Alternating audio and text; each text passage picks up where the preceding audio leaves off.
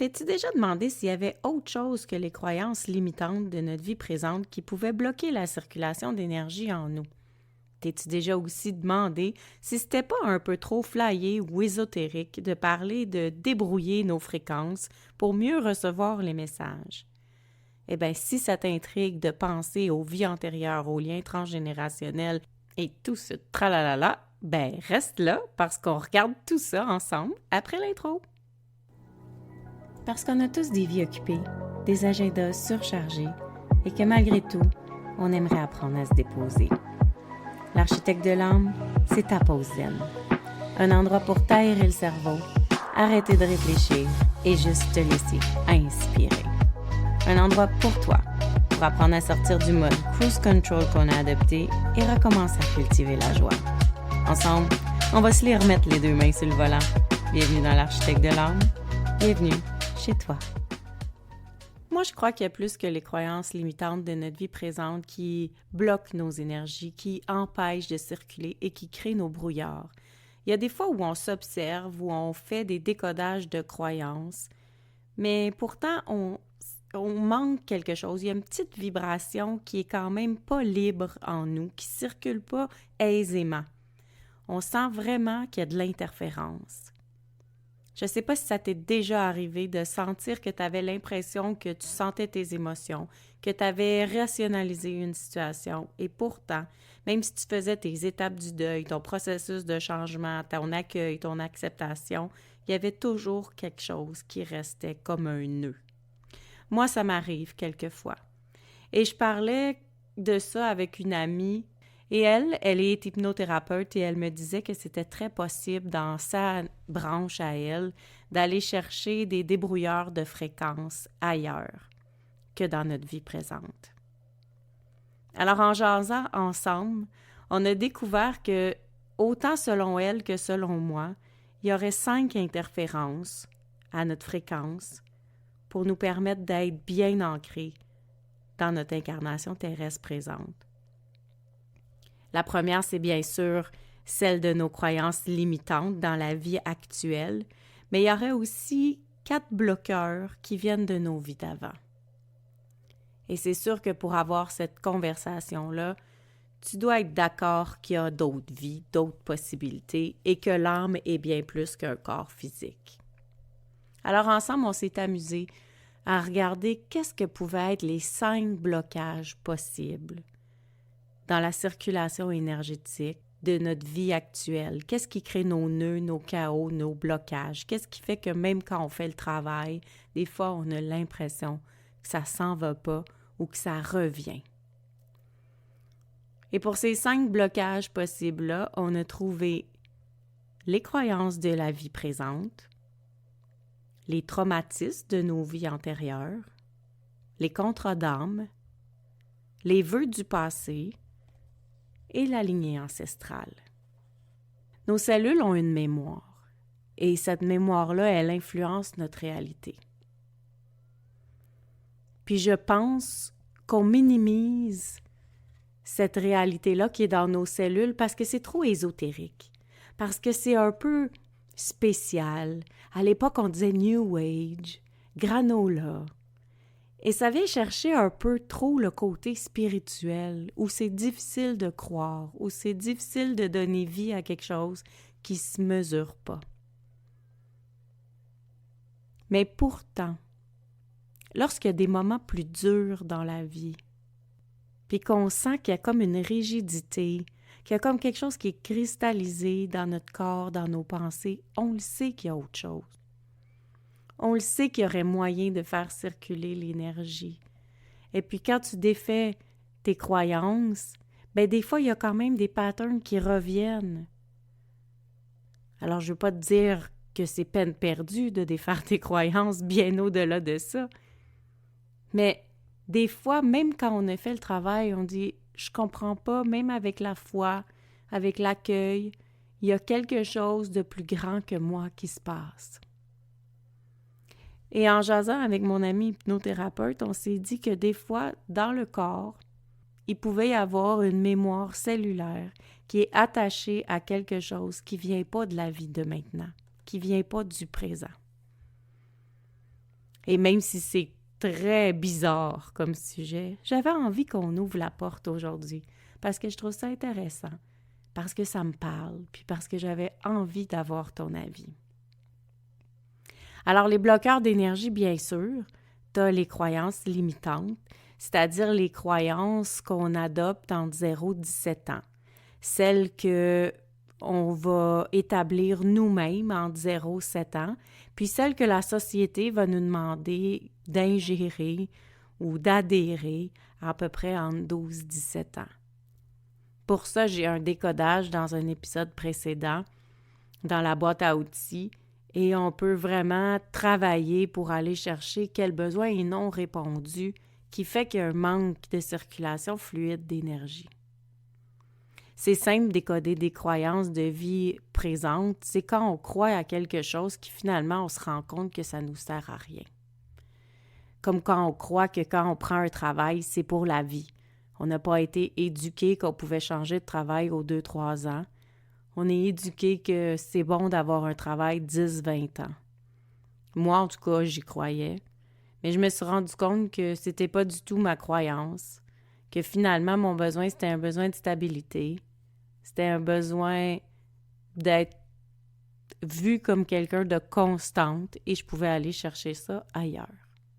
J'ai pas adopté vraiment cette croyance-là longtemps dans ma vie, mais je le sais, et je vais t'y revenir plus tard, qu'elle appartient à d'autres choses qui est liée à moi. Ensuite, qu'est-ce qui peut bloquer l'énergie? Tu as les traumatismes de vie antérieure. C'est-à-dire toutes les charges inconscientes que l'on porte depuis notre naissance qui nous font vivre des situations où ce qu'on se dit « Ben voyons, c'est insensé ce que je vis là, pourquoi je fais ça? C'est illogique ce que je fais, ça m'appartient pas, ça me regarde pas, c'est plus fort que moi. » Donc, chaque fois où tu as vécu une situation, que tu as ressenti une émotion très, très forte ou une peur immensément grande, bien, on peut associer ça à un trauma du passé. Ça peut être un passé lointain, ça peut être une vie antérieure très, très loin, mais aussi ça peut être une vie antérieure rapprochée. Et ces traumas-là viennent nous faire des actions, des réactions, surtout dans la vie présente, mais que ça n'a aucun lien avec qui on est aujourd'hui et maintenant. En fait, je te dirais que les 4 éléments qui sont reliés aux vies antérieures, ce sont des ancrages qui oublient d'évoluer. C'est comme si on se donnait des contrats pour l'avenir, pour les vies futures et subséquentes, sans penser qu'on va vouloir se transformer, évoluer et changer. Alors, un traumatisme d'une vie antérieure, c'est difficile à gérer parce qu'on ne sait pas tout à fait quel trauma on a eu, mais quand on reconnaît un trauma dans notre corps, on peut tout simplement le respirer pour le libérer. Alors souvent, ce que j'aime, c'est de te remémorer qu'on n'a pas besoin de comprendre pour relâcher. Le plus beau des traumatismes de vie antérieure, c'est avec le poids. J'ai une cliente que juste changer sa perception de son alimentation lui a permis de libérer et de laisser aller du poids. Et comment elle a fait ça? Bien, simplement en relâchant que les croyances qu'elle avait n'étaient probablement pas les siennes. Bien sûr, on a travaillé ça avec l'hypnothérapeute et on a relâché ça ensemble, en équipe. On lui a fait travailler des mantras, on lui a fait travailler un mindset, rechanger ses croyances, ses paramètres, reprogrammer sa vision de son alimentation avec une nutritionniste. Et en hypnose, elle m'a avoué qu'elle avait vu qu'elle avait été quelqu'un qui avait été traumatisé par son poids dans le passé, dans des vies antérieures.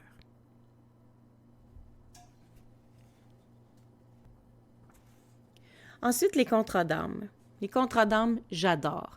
Ça, là, c'est quand tu dis que tu as signé un contrat avec quelqu'un pour venir t'aider à gérer ce que tu as à apprendre dans ta vie terrestre.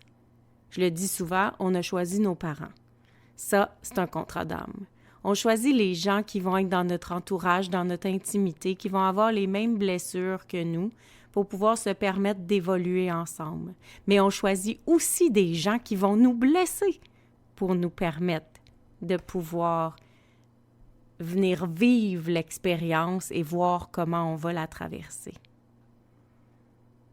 Et ça, c'est dur à accepter qu'on choisit les gens qui arrivent dans notre vie par contrat d'âme qui a été fait avant notre incarnation, parce qu'on se dit pourquoi j'aurais choisi de vivre ça? En quoi c'est un choix? Mais choisir ses parents, c'est extraordinaire. Ça démontre à quel point on avait une conscience et on avait un grand pouvoir de création avant même d'être incarné dans notre petit corps de bébé. Et c'est pour ça qu'on a les parents qu'on a, qui nous ont peut-être chouchoutés ou blessés, mais c'est pour se permettre de grandir et de se transformer en étant ce que l'on est, ici, maintenant. Alors, les contrats d'âme, c'est pas quelque chose qui est abstrait pour toi. Si tu travailles avec moi en clinique, je reviens souvent à « on l'a appris avec papa, on l'a appris avec maman » et on fait beaucoup de références à nos présents parents, à nos oncles, à nos tantes et à toute la famille rapprochée. Même nos enfants nous aident à évoluer.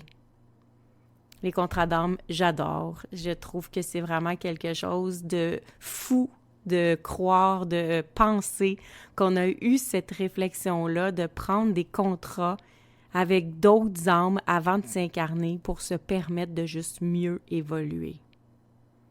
Alors quand on réalise ça, on peut faire la paix avec les gens dans notre entourage, on peut pardonner, mais aussi on peut apprécier. Et ça l'aide à se responsabiliser au lieu de devenir des victimes.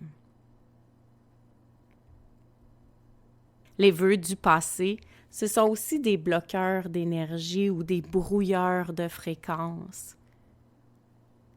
Les vœux du passé, ça ressemble au contrat d'âme. C'est des serments qu'on a faits dans nos autres vies.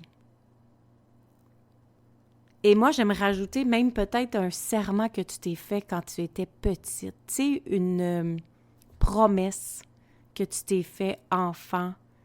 Quand on sent qu'on est brimé dans notre identité ou dans notre liberté, souvent on va prôner haut et fort « je ne ferai plus jamais ça » ou « je n'adhérerai plus à ça »,« je vais créer ceci ».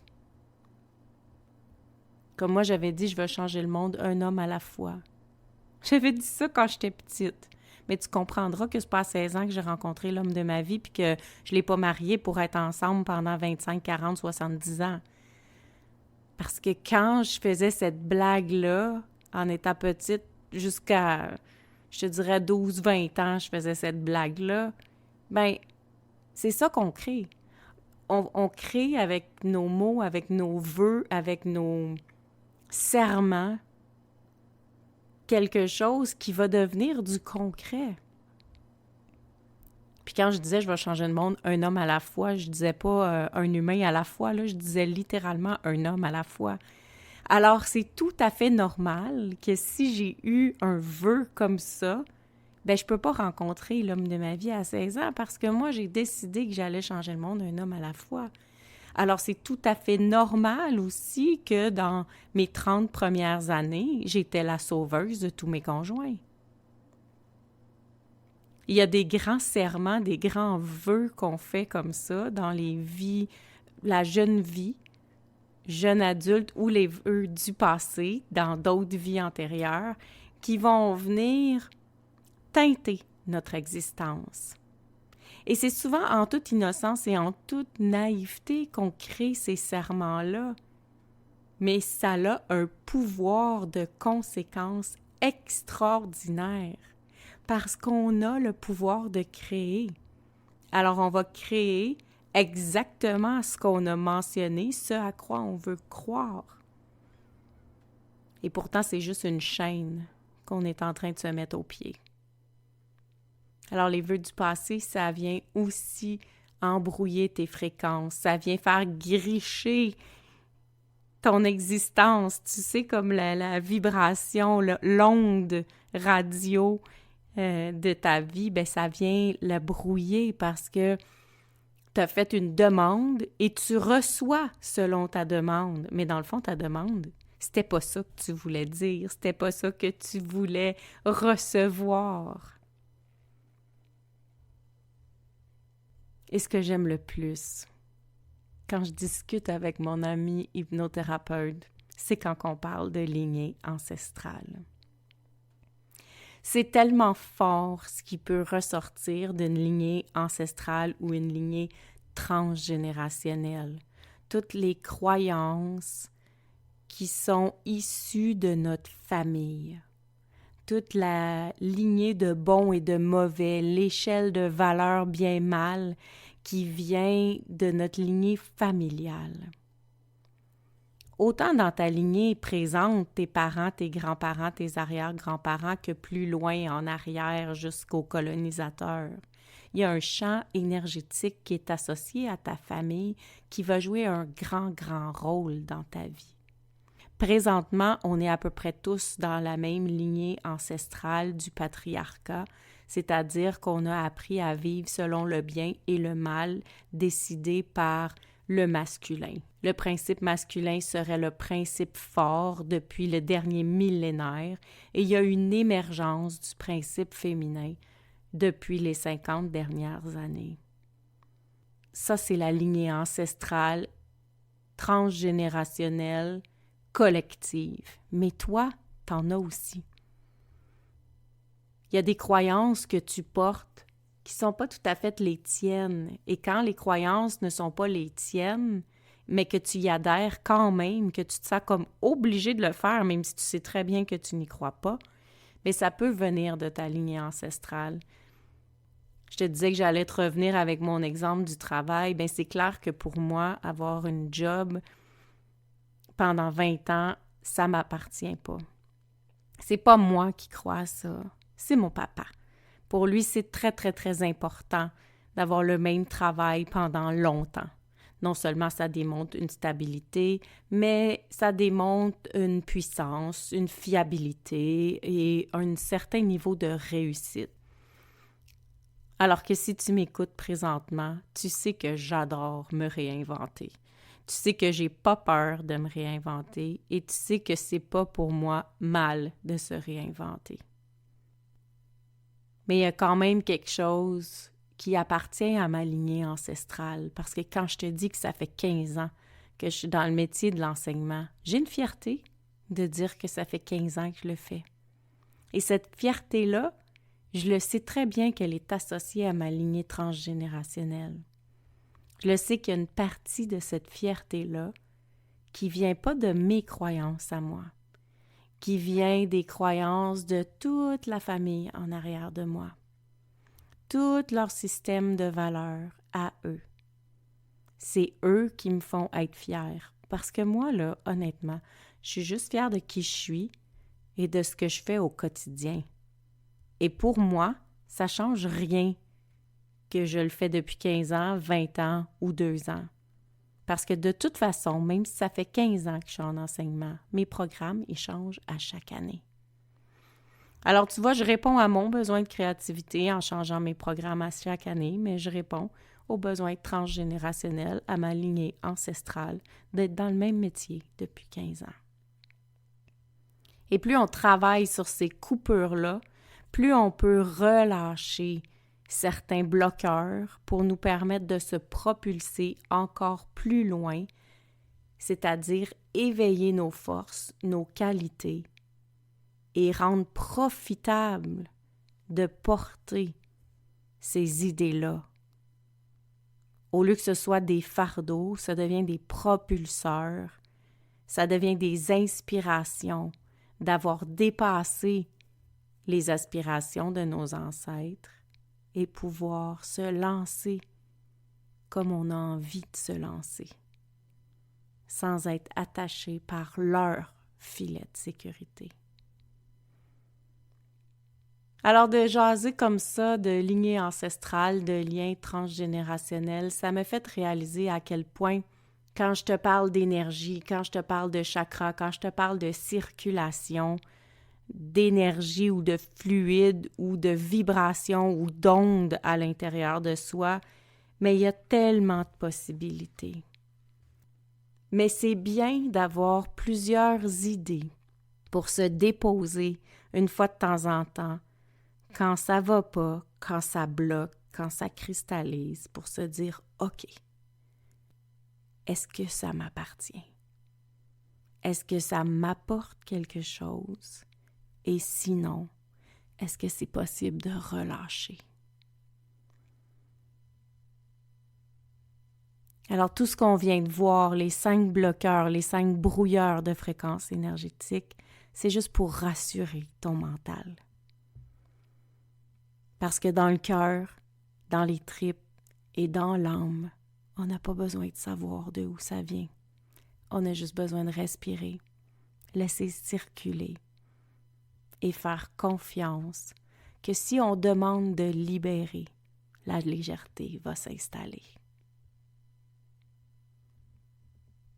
Alors, je te souhaite que cet épisode-là a pu calmer, restructurer et rassurer ton mental, que s'il se passe des choses en boucle qui reviennent dans ta vie, tout le temps, constamment, des patterns, des blocages, des situations plates, et que tu as mis des mots sur les situations, sur les raisons ésotériques, pourquoi tu revis ces situations-là, même si tu n'es pas fou, que ça peut au moins amener une douceur à ton corps mental qui va pouvoir se calmer, arrêter de penser, arrêter de rouler, pour que tu puisses descendre toute cette belle énergie-là en toi pour respirer. Alors rassure-le, répète-lui tous les problèmes, les sources, les brouilleurs qui peuvent exister pour le rassurer, pour le calmer. Et viens juste respirer pour pouvoir alléger toutes ces couches énergétiques-là, pour libérer ces blocages-là, pour défaire ces cristallisations-là qui sont dans ton corps et qui peut-être ne t'appartiennent même pas. Je te souhaite une belle semaine pleine de légèreté. Merci d'avoir été ici. À tout bientôt. Gratitude fois 1000 d'avoir été ici. Ça me fait tellement plaisir de jaser avec toi. J'ai déjà hâte au prochain épisode. Entre-temps, si tu as envie d'encourager l'architecte de l'âme, va sur ta plateforme d'écoute préférée, laisse-moi un commentaire ou des étoiles. Puis surtout, abonne-toi pour ne rien manquer. Si tu as envie, tu peux aussi partager l'épisode pour m'aider à me faire connaître. Place-le dans ta story en me disant ce qui t'a le plus touché aujourd'hui. N'oublie pas de me taguer melcy.soul.architect pour que je puisse aller liker et te répondre. Je voudrais aussi prendre le temps d'ajouter mes gratitudes pour toi, de m'avoir écouté, mais surtout que tu aies pris le temps, ce temps-là, pour toi. C'est grâce à ces quelques minutes de concentration sur toute autre chose que le brouhaha de la vie que ton âme se relâche et s'aligne. Et pour ça, je te dis bravo. À tout bientôt. Love, Mel.